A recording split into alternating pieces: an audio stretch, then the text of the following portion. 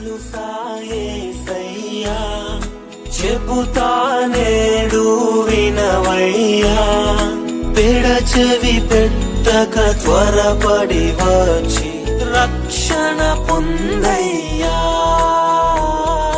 రక్షణ పొందయ్యా.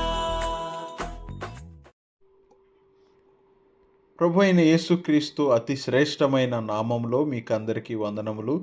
పరిశుద్ధ గ్రంథమైన బైబిల్ నందు యోహాను సువార్త 12వ అధ్యాయము 3వ వచనంలో మనం ఇలాగున చదువుచున్నాము. అప్పుడు మరియ మిక్కిలి విలువగల అచ్చ జటామాంసి అత్తరు ఒక సేరున్నర ఎత్తు తీసుకొని యేసు పాదములకు పూసి తన తల వెంట్రుకలతో ఆయన పాదములు తుడిచెను. ఇల్లు ఆ అత్తరు వాసనతో నిండెను.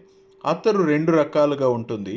మొదటిగా దాని పరిమళము ద్వారా ఆనందమును కలిగిస్తుంది. రెండవదిగా దాని పరిమళము ద్వారా ముక్కును శుభ్రపరిచి ఊపిరి చక్కగా ఆడించున్నట్లుగా చేస్తుంది. మరణించిన లాజరు తిరిగి లేచిన తరువాత ప్రభువైన యేసు మార్తా, మరియా లాజరు గృహమునందు భోజనము చేయుటకు కూర్చుండగా మరియ మిక్కిలి విలువగల అచ్చ జటామాంసి సేరున్నర ఎత్తు తీసుకొని యేసు పాదములకు పూసి తన తల వెంట్రుకలతో ఆయన పాదములు తుడిచెను. ఇల్లు ఆ అత్తరు వాసనతో నిండెను.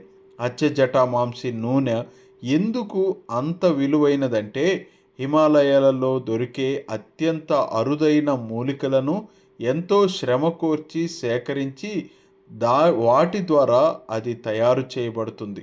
దేవుడు ఆనందించినట్లుగా ఆయనను ఆరాధన చేయుటకై ఆయన సముఖమునకు మనము ఏమి కానుక తీసుకొని వెళ్ళగలము? దేవుడు ఆకాశం నుండి ప్రభువైన యేసును గురించి ఈయన నా ప్రియకుమారుడు, ఈయన యందు నేను ఆనందించుచున్నాను అని చెప్పాను.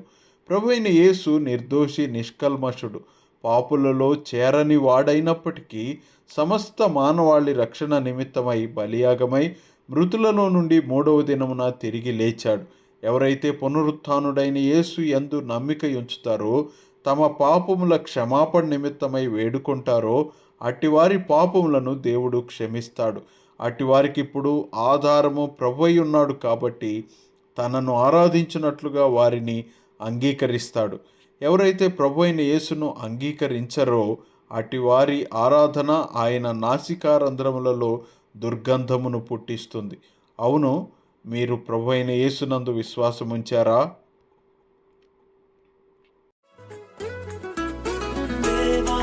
దేవుడు యేసయ్యా, మానవ జన్మతో వచ్చాడయ్యా.